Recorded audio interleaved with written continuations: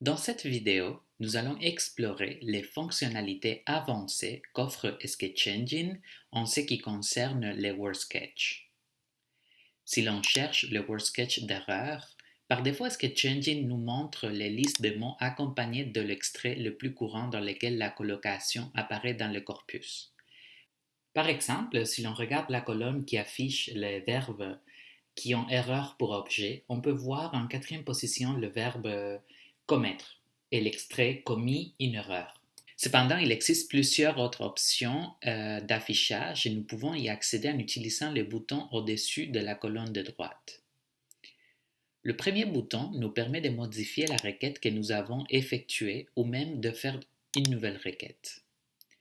Le deuxième bouton nous permet de télécharger les résultats dans différents formats. Le troisième bouton est celui qui nous permet d'afficher la fréquence et les scores de chaque mot dans chaque relation.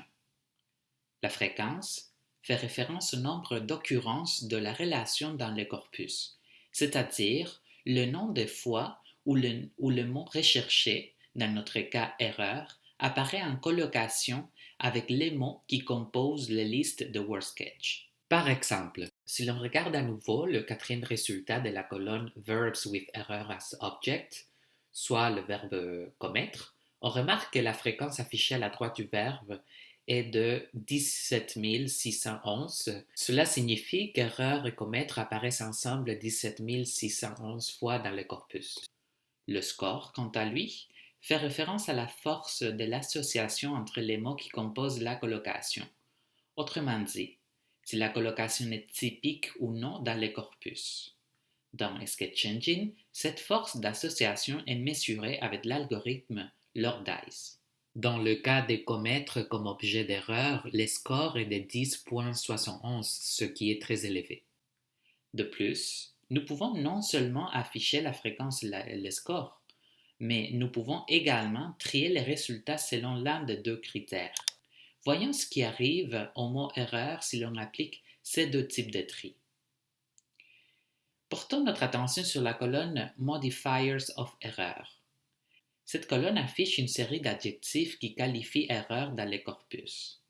Lorsque les résultats d'erreur sont triés par score, le premier résultat de la colonne, soit le résultat le plus typique qui modifie le nom erreur, est l'adjectif grossier, comme dans une grossière erreur.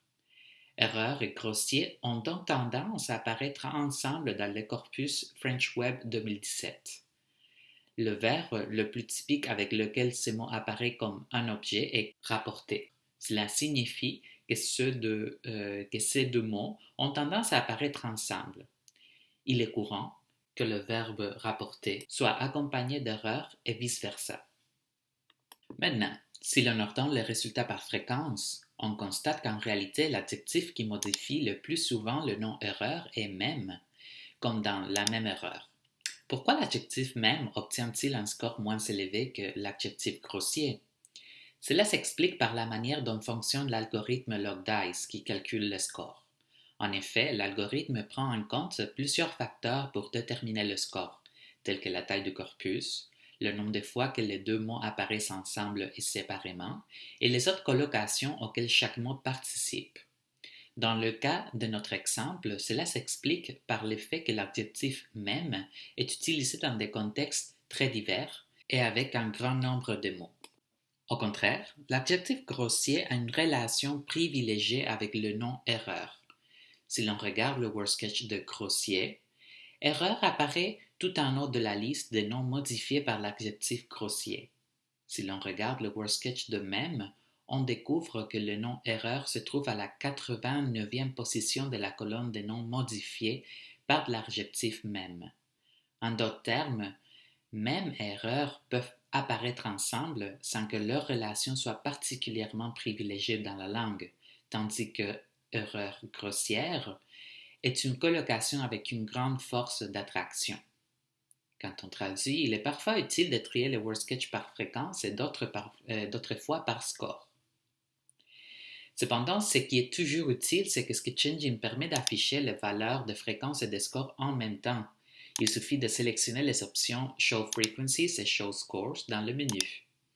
Sketch Engine se souviendra de notre préférence à chaque connexion. Aussi, les boutons Cluster Similar Items nous donnent la possibilité d'activer le groupage des résultats. Cette fonction regroupe les mots ayant un comportement sémantique et grammatical similaire, ce qui peut parfois faciliter l'analyse. Par exemple, si nous regroupons les mots avec un paramètre de 0.35, cela nous montre ensemble les colocations grosse erreur, énorme erreur et lourde erreur, qui sont des quasi-synonymes.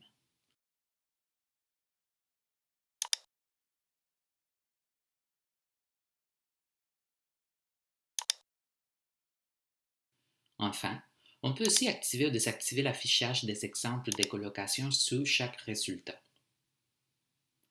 Le quatrième bouton permet d'effectuer une recherche parmi les résultats de WordSketch. Par exemple, si l'on cherche l'adjectif médical, on voit que la colocation erreur médicale apparaît 1638 fois dans le corpus.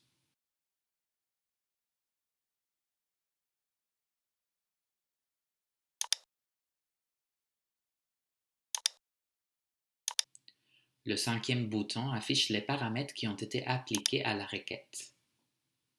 Le sixième bouton nous offre une représentation graphique du WordSketch. Les mots avec des scores plus élevés apparaissent plus près du centre, tandis que les mots plus fréquents apparaissent avec une taille plus grande. Finalement, le septième bouton vous permet de sauvegarder la requête parmi vos favoris pour y revenir quand vous le souhaitez.